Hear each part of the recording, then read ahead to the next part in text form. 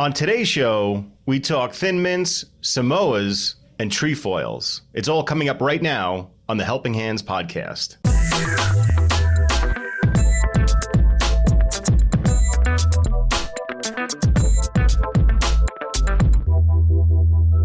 Hey everybody, it's Dan Ratkowicz, and this is episode 10 of the Helping Hands podcast. Yeah, we're in double digits right now, episode 10.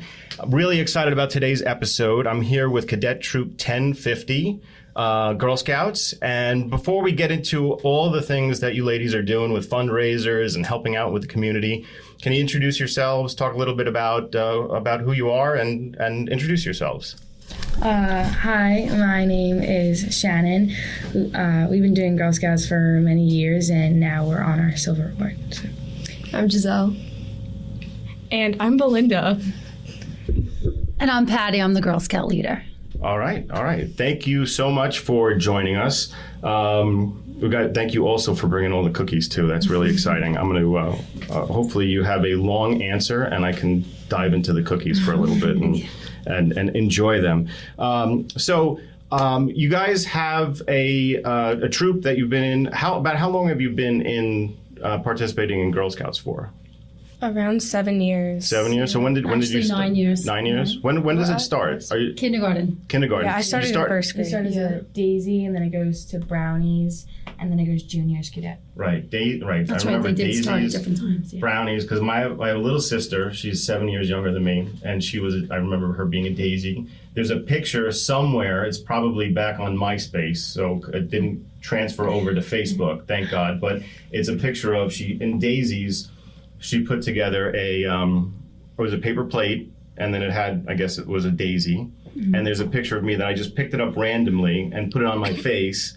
And somebody took a picture of me. And this is back before everybody had a camera. So it was amazing that somebody snapped a picture of me in this daisy thing. So you looked like you were a flower? Right. I looked like I was a little flower. It was the prettiest I ever looked.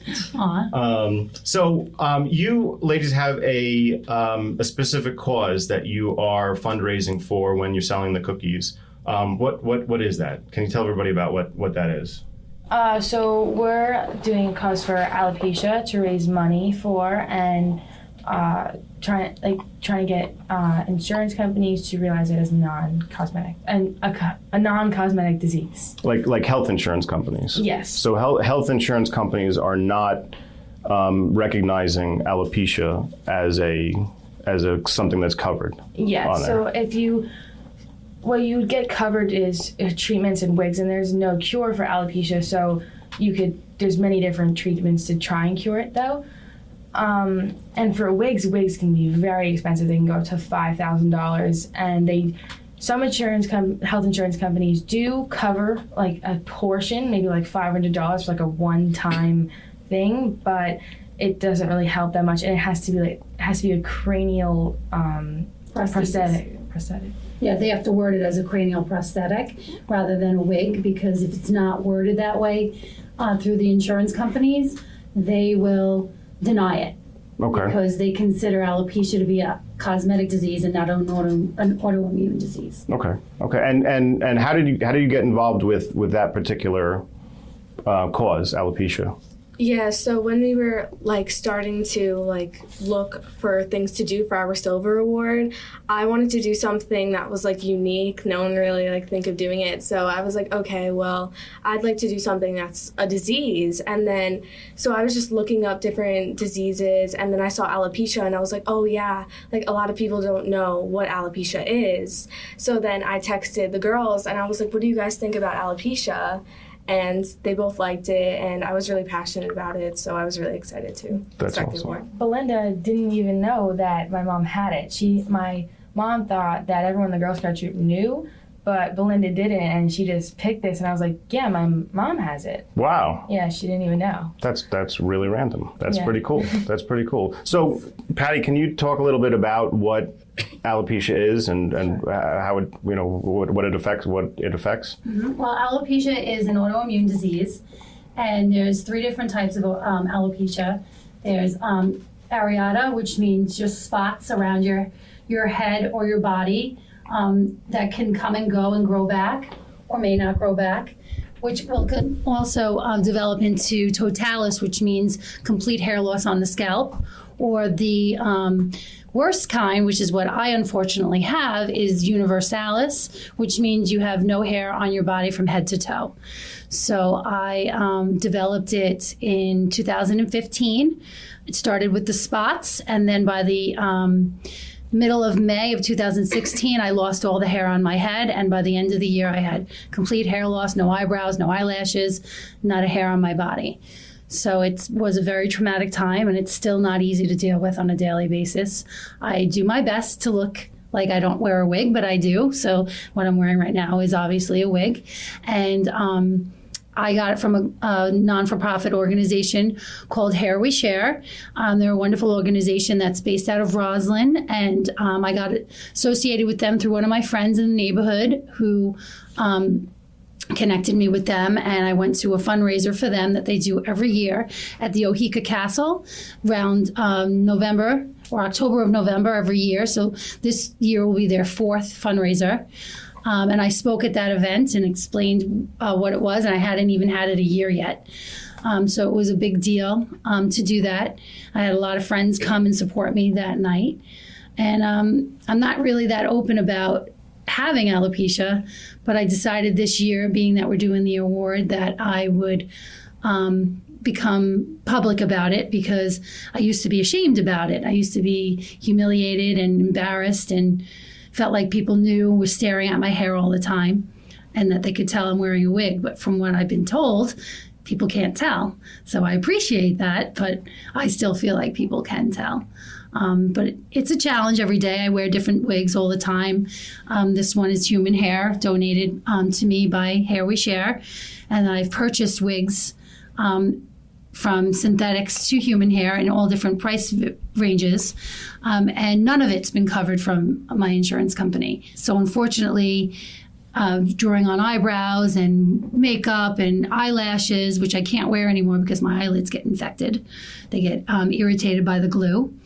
So now I don't wear eyelashes. Only on special occasions I will do it and suffer through it. Wigs are super expensive, so I'm grateful for Hair We Share because they, gave me this wig. And wigs usually last about a year for a human hair wig. Okay, really? Yes, because like everyone's hair, it sheds. So as it sheds, it doesn't grow back like our own hair does. So it starts to become thinner and not as, pretty as it looks when you first get it. So that's why it's so expensive for somebody like me that I have to replace it once a year. What is the price range roughly? For a good, real human hair wig, it can be anywhere from $2,000 to $5,000. Wow. Yeah. Wow.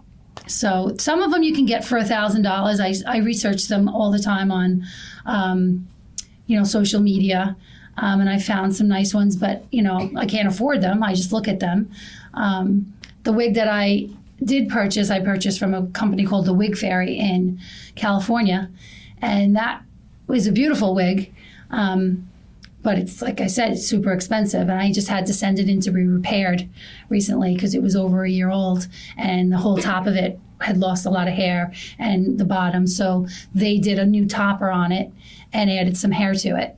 And that's about $600 just to replace the hair. Wow. I haven't gotten it back yet, but, So my whole life is based around trying to make sure I can afford a wig. Right. Year. It's another thing that you have to think about, worry about on top of everything. Well, I appreciate you coming on. I appreciate everything that you ladies are doing for it.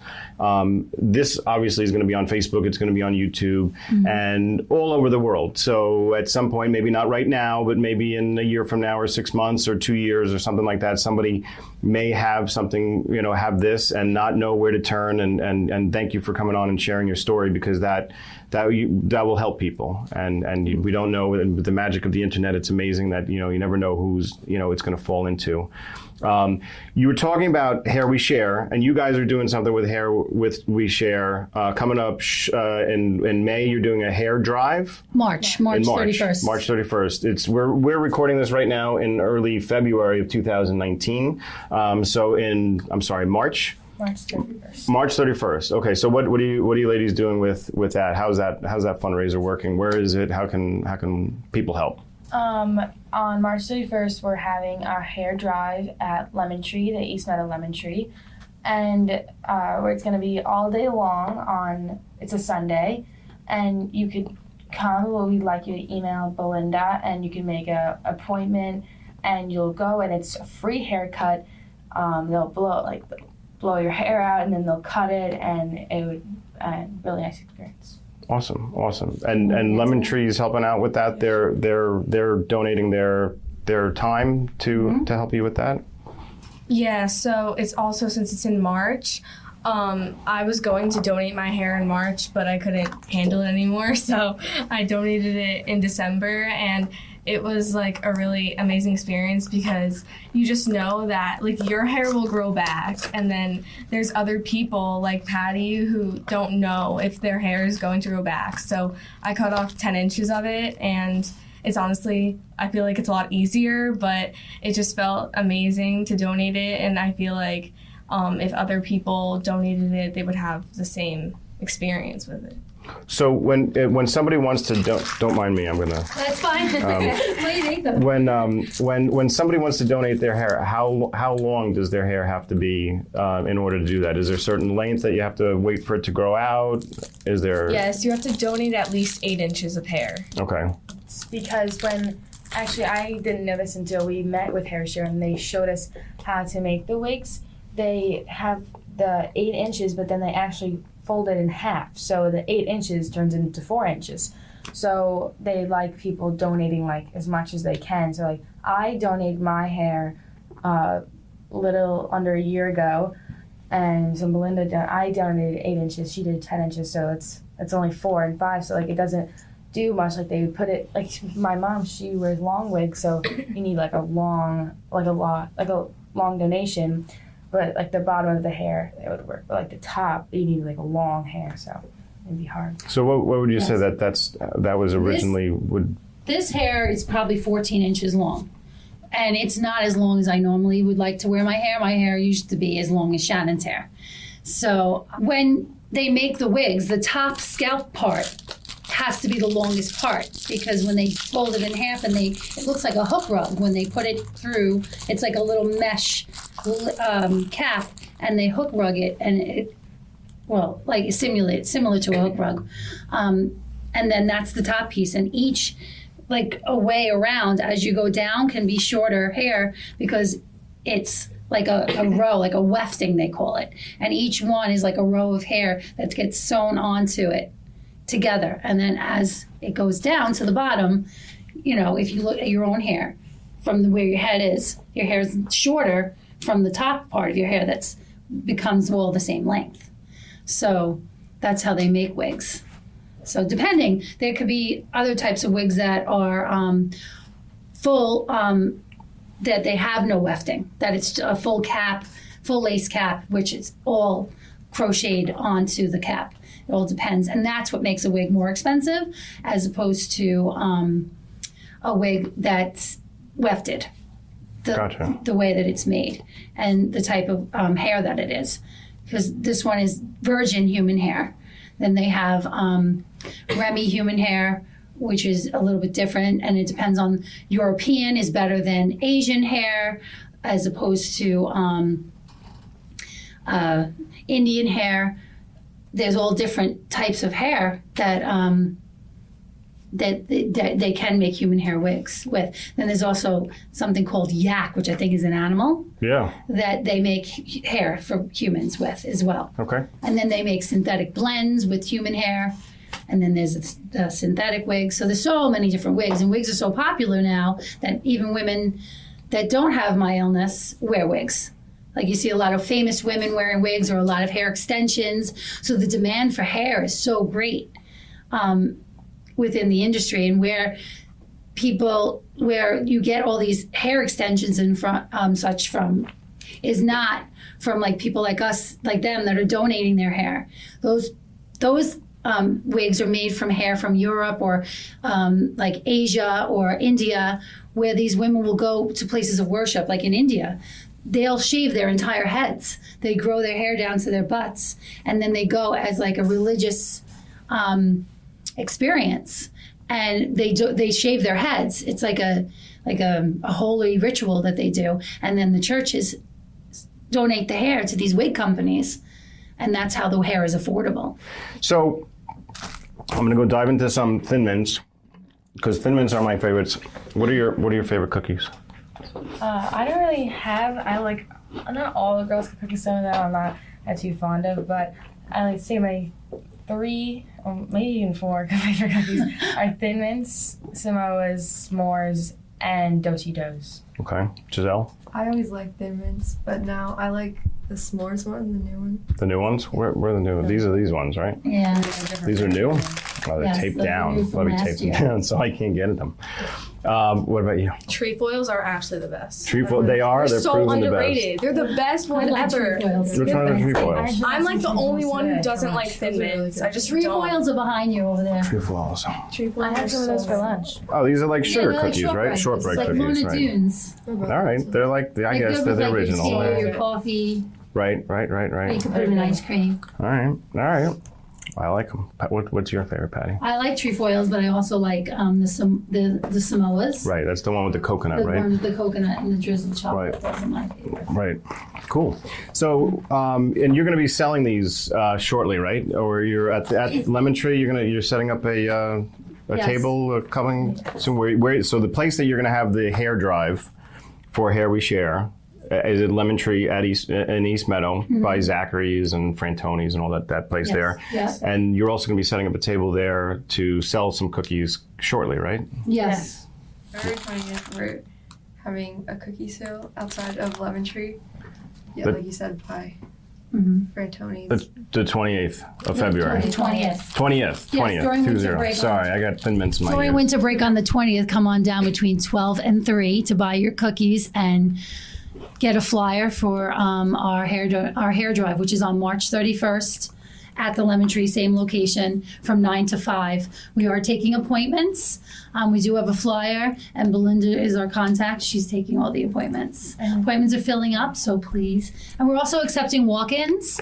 So I did speak to Lisa Laird, who is the owner of the Lemon Tree, and she said that they will take walk-ins for that day.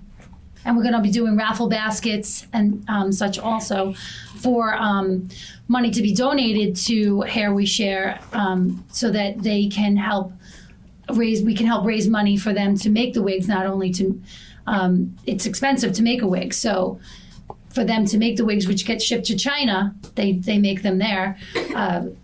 So that's what we, hoping to do is not only donate hair, but also help them raise money, because we're not allowed to give them money as Girl Scouts.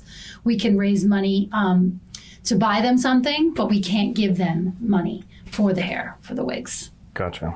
Did you want to add something, Shannon? Yeah, I was going to say something about Hair We Share. They actually do this other thing for boys, because they, at first, before they became a wig company, they were a toupee. Men's toupee, men's wigs, yes. Yeah, they're a company for that. And so Hair We Share was doing a presentation at a school, and this boy that had cancer, he was asking, why don't you do stuff for boys? And they were talking to him, and his name's Joe, I'm pretty sure, right, Joe? Mm-hmm, Joe. And he said, I wouldn't want a wig, I would want a baseball cap with hair coming out of the sides. So now with like the shorter hair that they do get, or like 6 inches, like a little less. Well, 8 inches is the minimum.